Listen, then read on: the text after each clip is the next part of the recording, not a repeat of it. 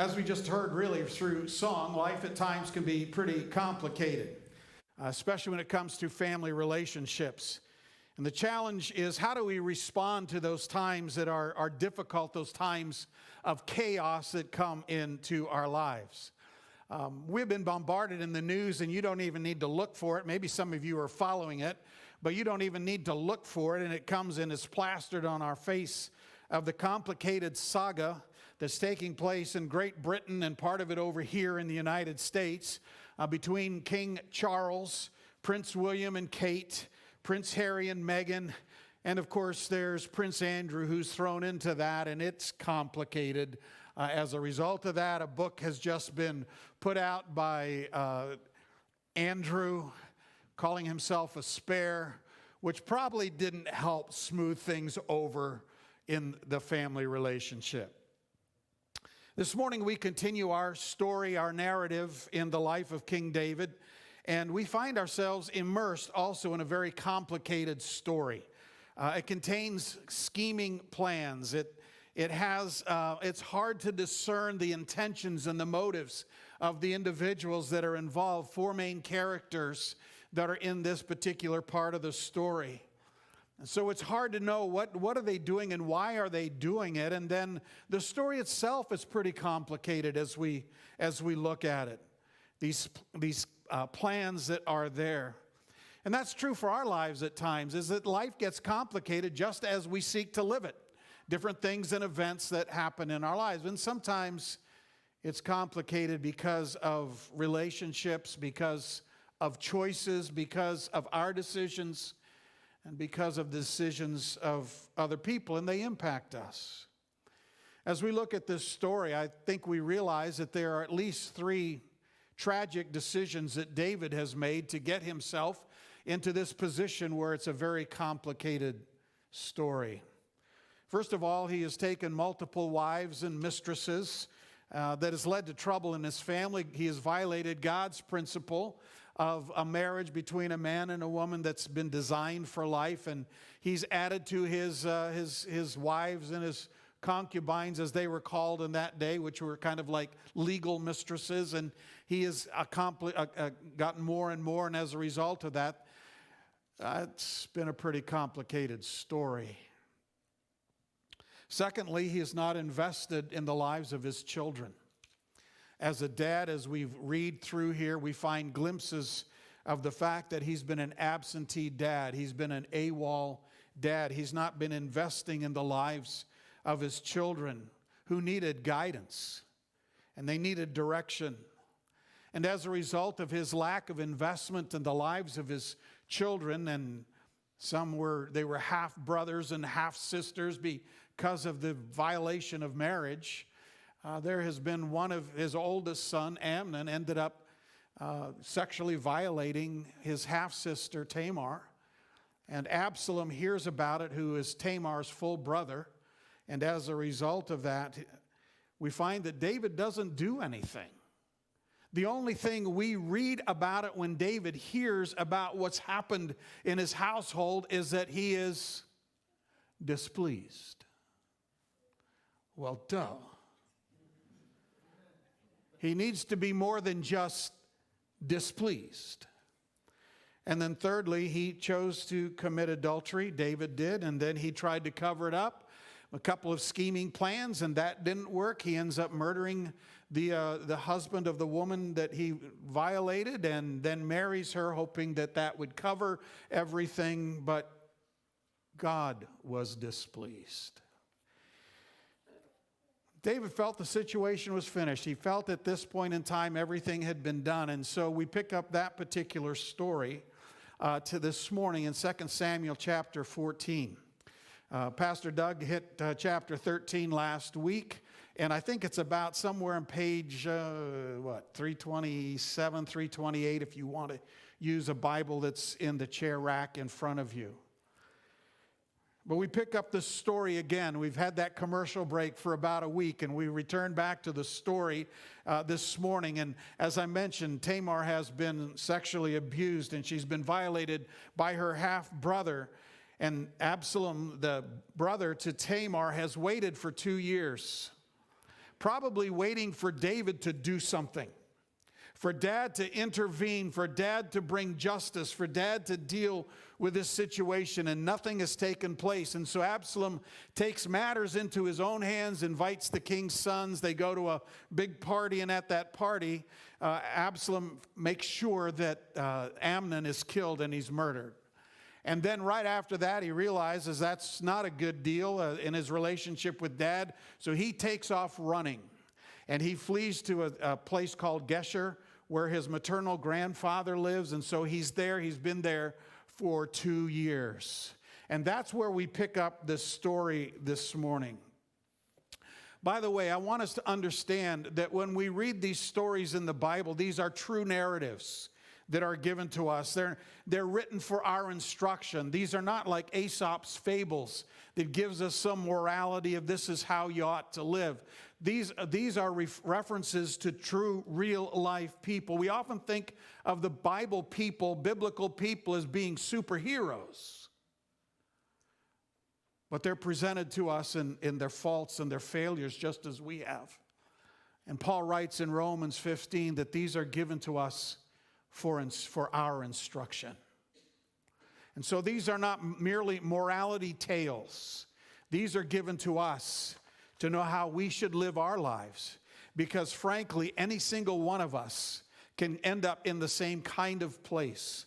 And so they're written for our instruction and for our warning.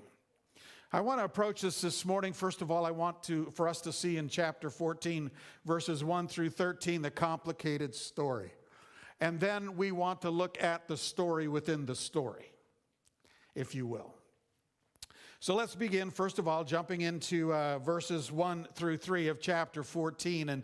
And there's this plan that has been crafted. And we find out that there's an individual by the name of Joab. And we've run across him before. And he's got a plan, because the plan is necessary as a result of this. Amnon, who was the oldest of the sons of David, would have been the next in line to be king. But he's dead. David is about 60 years old when we pick up this story. And so Joab is concerned about the line of succession. Who's going to follow David as king? There was another son that would have been a possibility, but not like Absalom, which we will see in this particular story. Joab is an individual. He has been very, very loyal to David. Even when David is going off the rails, Joab has tried to negotiate, and yet he's followed through.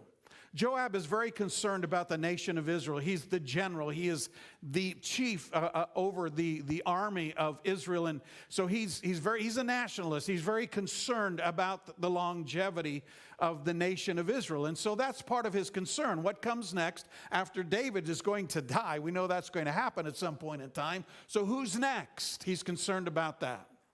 Joab is also very, very concerned about himself. We find that in the story. He makes sure that he gets to the positions and the places that he wants to be. And so he is concerned about himself. And so we pick this up. David is growing older. Absalom is away in exile. And so Joab is trying to come up with a plan to bring Absalom back so that Absalom would be ready to be king should David die, or when David dies. And so he crafts this plan, and he says, you see it in chapter 14, verse 1, Joab, the son of Zeruiah, perceived that the king's heart was inclined toward Absalom. Now, that's part of the complicated story, all right? And if you've got a Bible open, the previous last verse of chapter 13 says this, and the heart of King David longed to go out to Absalom, for he was comforted concerning Amnon since he was dead. And we're thinking in terms of, okay, if David wanted Absalom back, why didn't he just bring him back? In fact, we're going to see when Absalom comes back, David doesn't really welcome him. Well, there's an alternate translation that we read in these verses. In verse 39, where it says, David longed to go out to Absalom, for he was comforted, could also be read, he's finished, he's done. That David figures the situation with Amnon and Absalom is now over. There's no more that he can do. Absalom's gone off, exiled. Amnon's dead. That issue is over. That's a very possible understanding. And then into verse 1, where it says the king's heart was, and the words inclined are kind of added by the editors to help us, but the word toward Absalom really could also be translated against in the Hebrew language. And so to me, that makes sense. David figures that Tamar is off and she has been isolated. Absalom has run off. Amnon's dead. He's done with this. It's behind him. There's nothing more he can do. He's not really given toward Absalom. He's against him. And so he's not asking Absalom to come back. So Joab gets involved. To me, that makes sense. Yes, it's complicated. So Joab decides that the best way to do this is he wants to pull off a narrative. He wants to pull off a story, a parable. And so he looks for a woman who's from Tekoa, a wise woman. Tekoa is about 10 miles away from Jerusalem. So he needs somebody who's close by, but not somebody that David would have run into, that he would know her background from being in Jerusalem. And so he seeks this woman in Tekoa, verse 2, and he gives her the script. This is the play that we are going to run. Please pretend, middle of verse 2, please pretend to be a mourner and put on mourning garments now and do not anoint yourself with oil, but be like a woman who has been mourning for the dead for many days. Appear that something tragic has happened in your own life. And go to the king, verse 3, and speak to him in this manner. So Joab puts the words in her mouth. He gives her the script, but she's a wise woman, so she's going to be able to carry the script, the story, the play. And she pulls off a very good performance, and we see that in verses 4 through 7. And so she goes before the king and speaks to the king. She falls on her face before him and says, "Help, O king." The king was responsible for justice. He was kind of like the Supreme Court in Israel. If you went to anybody, you could work your way up, but she goes right to the top. I need to talk to the king, the highest individual that can give me a judicious rendering. And the king said to her, "What's your problem?" That's verse 5. She said, "I'm a widow. My husband is dead." All right. Verse 6, "And your maidservant had 2 sons, and they struggled together in the field, and they were fighting together. There wasn't anybody there to separate them, and as a result of that, one struck the other and killed him. Now, behold," verse 7, "the whole family," so this is the rest of the clan, the rest of the family, "wants to put him to death because he killed his brother." So they want to hand him over. That's verse 7. "And they want to destroy the heir." Remember, this is a widow. She has 2 sons. One's dead, and there's only one living. In the time and context, it was very, very important to be able to carry on family dynamics, family name, family heir. And this one son who is alive is the only option for that, except the rest of the family want to put him to death. A widow in those days was in a very difficult situation. She didn't have a means to support herself. That's what her son was doing in her story. And so she is concerned about the fact that she is going to lose a son. She's already lost a son, and then the name stops, and that's a problem. So it's going to extinguish my coal. That's an interesting way. That's my life and my destiny, and it's going to be gone. End of verse 7. And so the king then listens to what she has to say, and so he gives to her a promise, beginning in verse 8. He says, "This is what I'll do to you. You go to your house. I will give you orders concerning this." And the woman of Tekoa said to the king, "Oh, my lord, the king, the iniquities on me and my father's house, but the king and his throne are guiltless." The king says, look, go home. I'll give you a judgment. I'll rule on this, but just go home. Well, she doesn't do that. And in verse 12, she makes a point of privilege. She stays around a little bit longer. She does not go home, and we read this. Verse 12, "Then the woman said, 'Please let your maidservant speak a word to my lord, the king.' And he said, 'Speak.'" She is now moving into some very dangerous territory. And the woman said, Why have you planned such a thing against the people of God, for in speaking this word, the king is as one who is guilty, in that the king does not bring back his banished one. So she is trying to make a comparison between her story, two brothers fighting, one gets killed, and it wasn't intentional. It would be manslaughter, but it wasn't premeditated murder. But, O King David, you're doing the same thing because you have a son, Absalom, who has gone in exile and he is away. Now, those stories aren't the same, really. Absalom was premeditated murder. He's in exile because he chose to do that. It isn't the end of the line. But she's trying to make a comparison between these two. And she says, "O king, you have a son who's been banished. You were going to rule." The king was going to rule in her favor, that her son would not, proverbial son, make-believe son, play son, would not be put to death. And so she's saying, well, king, if you're going to say my son doesn't deserve to die, neither does your son Absalom. See the correlation? We're sort of uncomplicating it just a tad. Yes, no. Okay. Now, verse 14. For we shall surely die, and we are like water spilled on the ground, which cannot be gathered up again. Yet God does not take away life, but plans away so that the banished one may not be cast out from him. All right, we're all going to die at some point in time. Even you, king.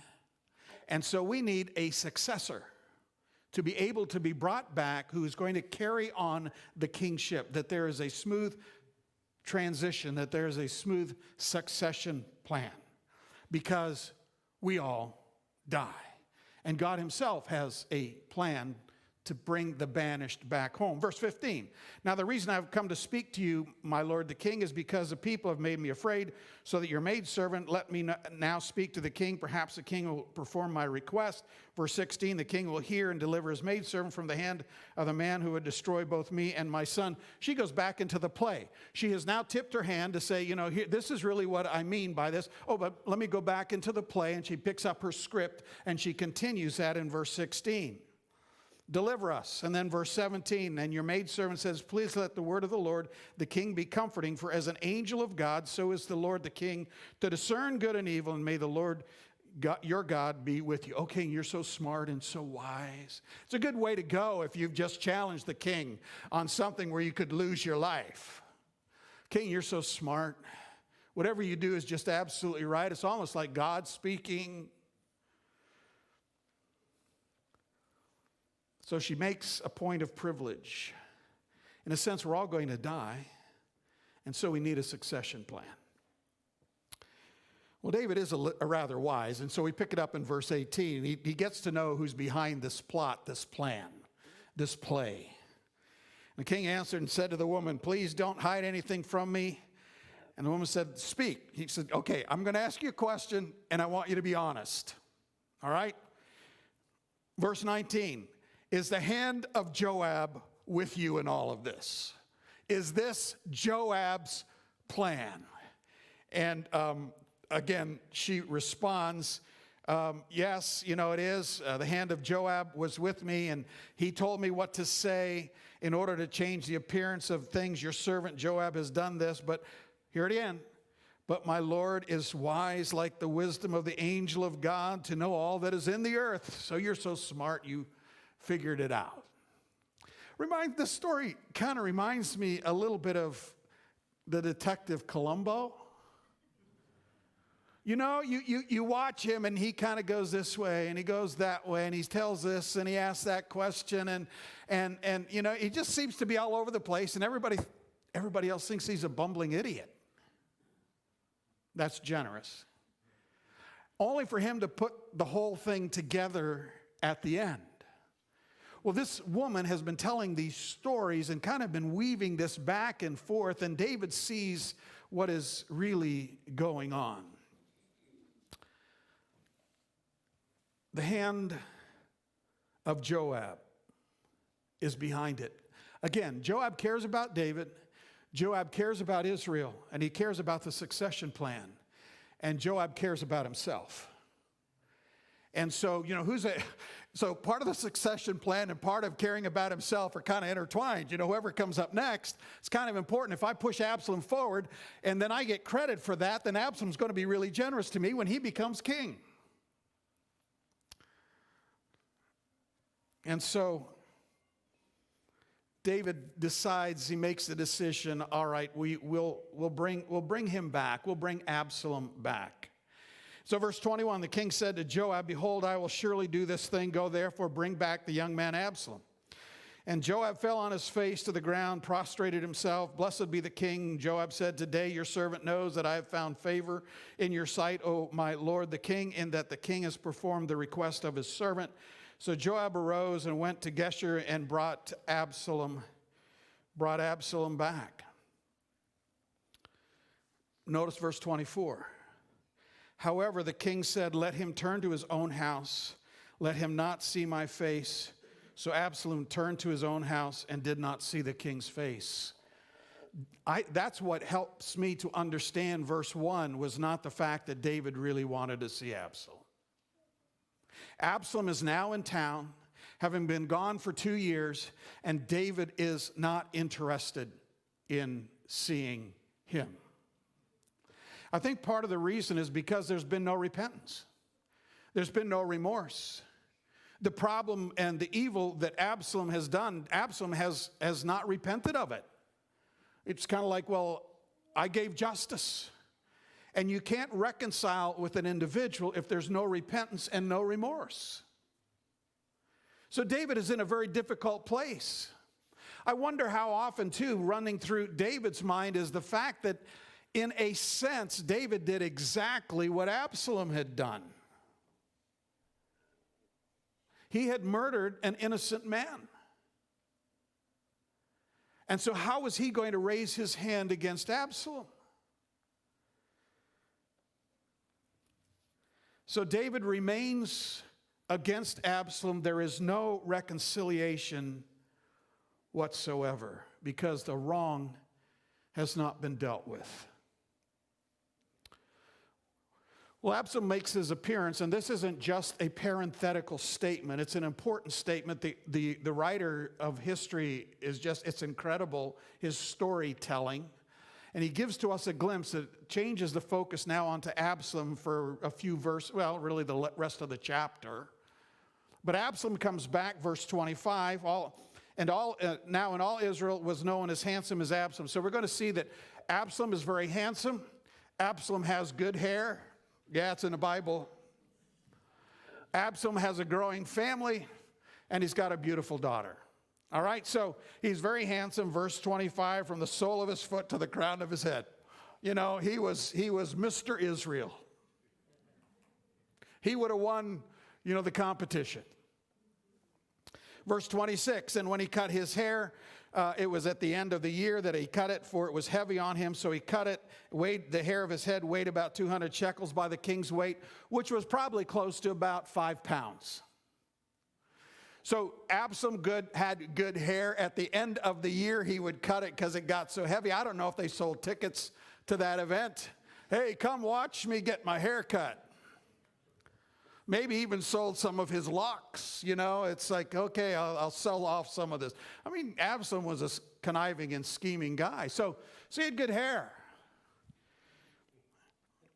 Verse 27, to Absalom there were born 3 sons and 1 daughter, whose name was Tamar, named after her aunt, who had been violated, and she was a woman of beautiful appearance. He had a very prosperous family. He had a beautiful family. Very handsome.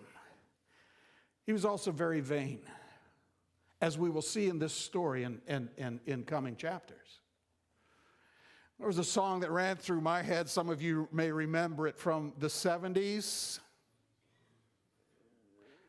Carly Simon, you're so vain. I bet you think this song is about you. When I kind of heard that, I thought, well, it is about him. Right? It really is about that individual. And if you read the story, she had about 2 or 3 guys, about 3 guys that she had written it in light of, and one of them she actually names. But, it talks about you come in and you walk into the room and you get one eye and you got to go looking in the mirror and watch yourself as you walk by and everybody's supposed to, you're vain. That's Absalom. That would be a song that would be sung about him. Well, there's a reunion that takes place in verses 28 through 33. And so in this chapter, and Absalom lived 2 full years in Jerusalem and did not see the king's face. So Absalom's been there 2 years. He was in Geshur for 2 years. He's now been brought back to Jerusalem. He's living in Jerusalem. But David isn't paying any attention to him. We're going to see a lot of other people are, chapter 15. But David's not paying any attention to him. And so in verse 29, Absalom sends for Joab and to send him to the king. Absalom says, I've been living here for 2 years. I haven't got to see the king. I've not been elevated back to my previous position. I want you to go. You've been my negotiator. You've been my agent.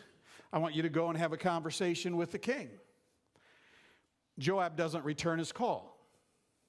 So he sends a second time.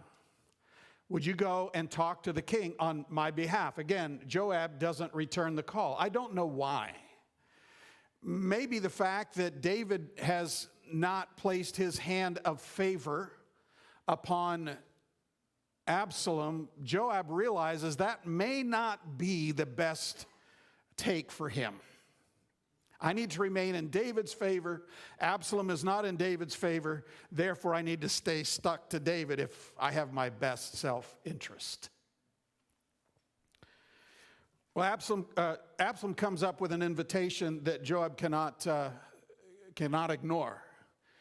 And so after 2 years, having called twice and no response from Joab, he tells his workers, he said, look, Joab's barley field is right next to ours.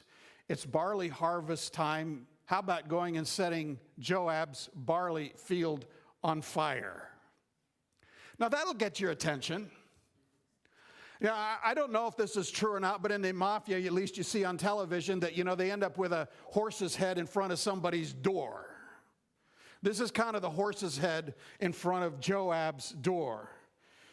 And so Joab, verse 31, Joab came to Absalom in his house and said, why have you set my field on fire? He's livid. He's worked all year in order to have a harvest, and it's now been burned. And Absalom answered him, verse 32, behold, I sent for you, saying, come here, that I may send you to the king. Notice it wasn't, please come. It's, come here. Come here so I can send you to the king. I might as well have stayed in Geshur.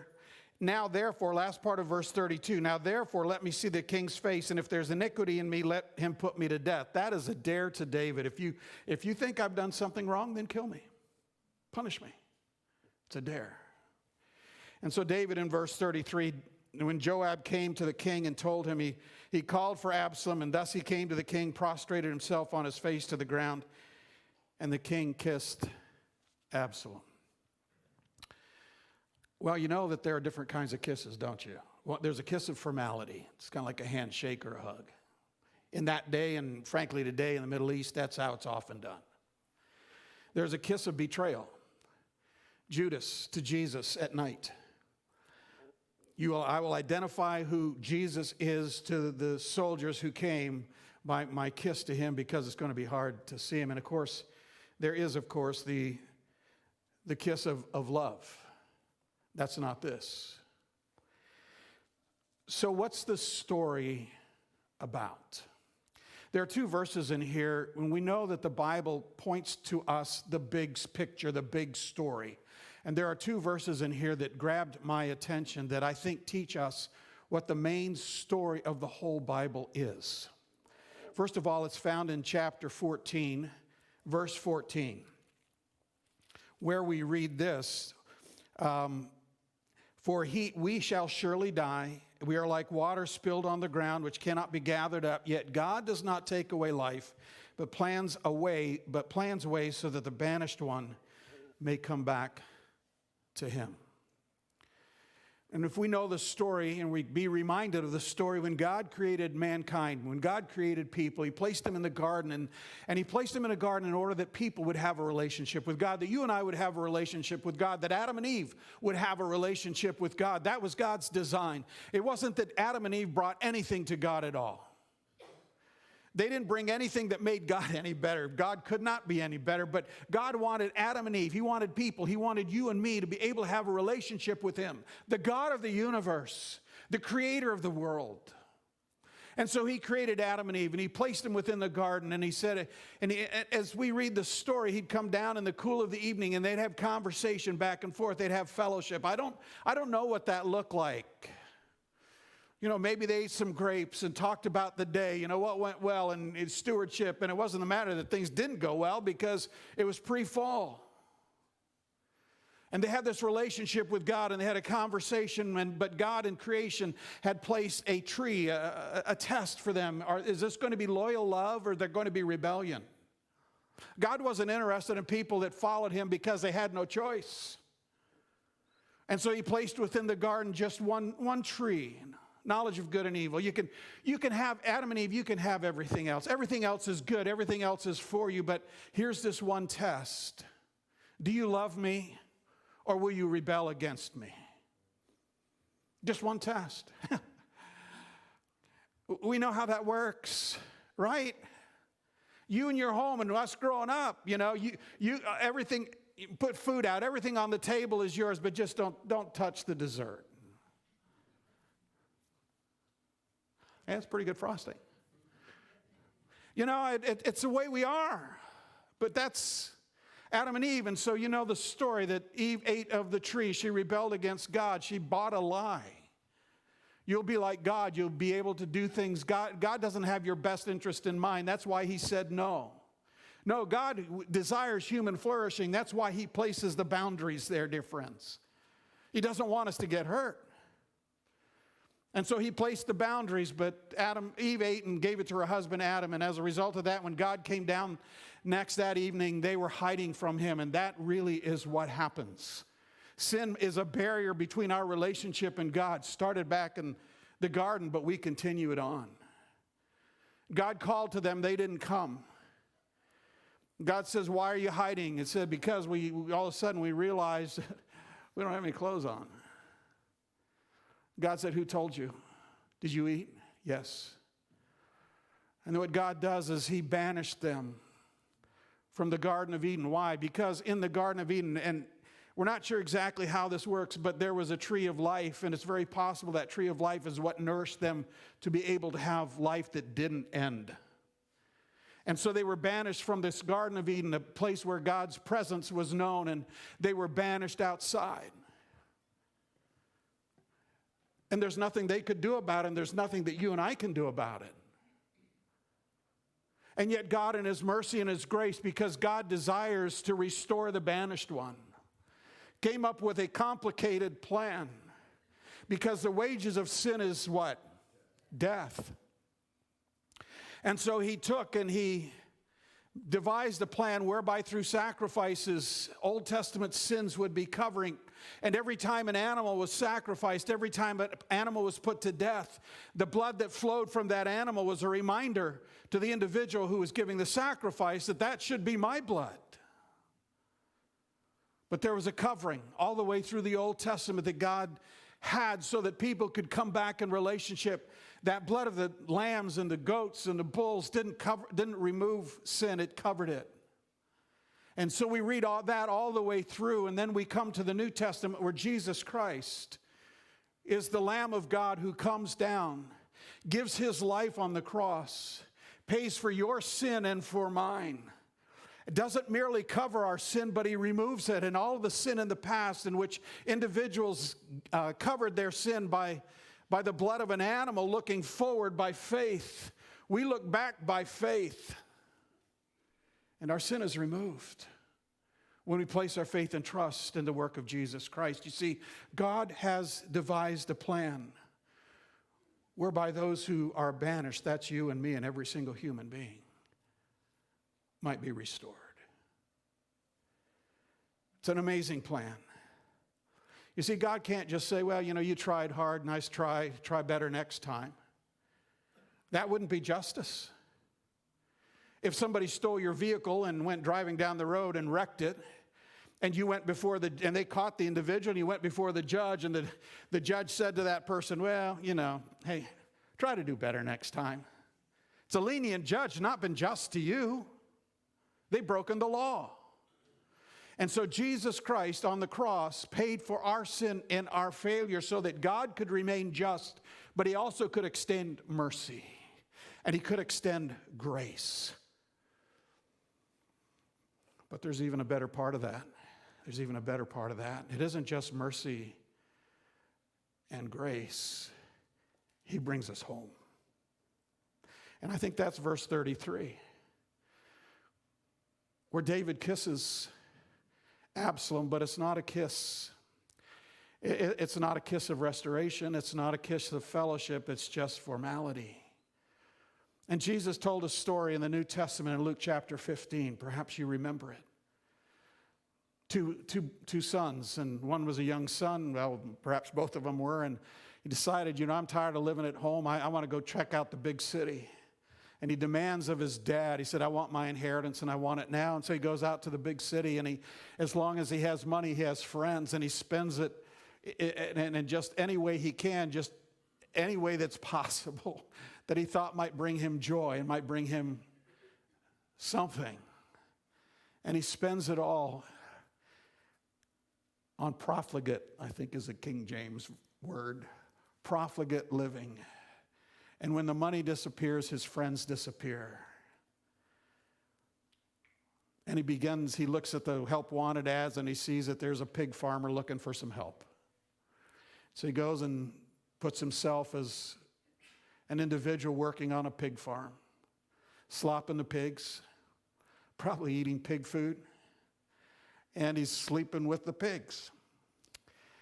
And he begins to come to his senses, and he said, I was back home.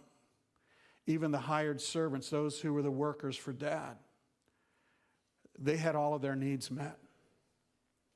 What I'm going to do is I'm going to go back, and I'm going to go back to Dad, and I'm going to beg that I can just be one of the servants. You see, that's mercy. That's just mercy.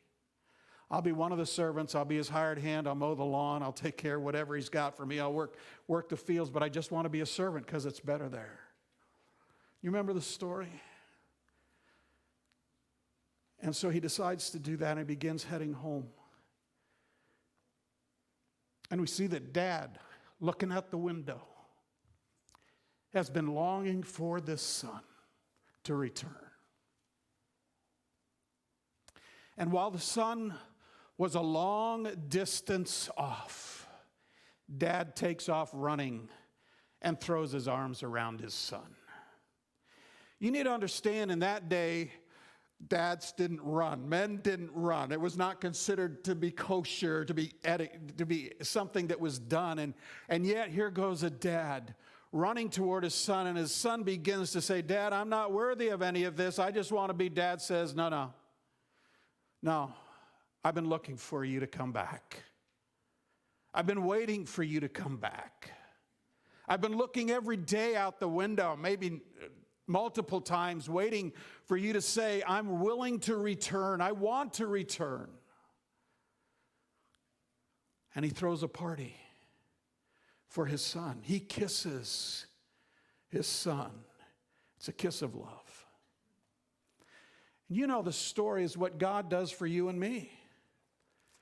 That when we see ourselves as the banished son, we have been outside of God's favor. We have been outside of God's grace because of our choices. And we realize that we are the banished son, the banished daughter.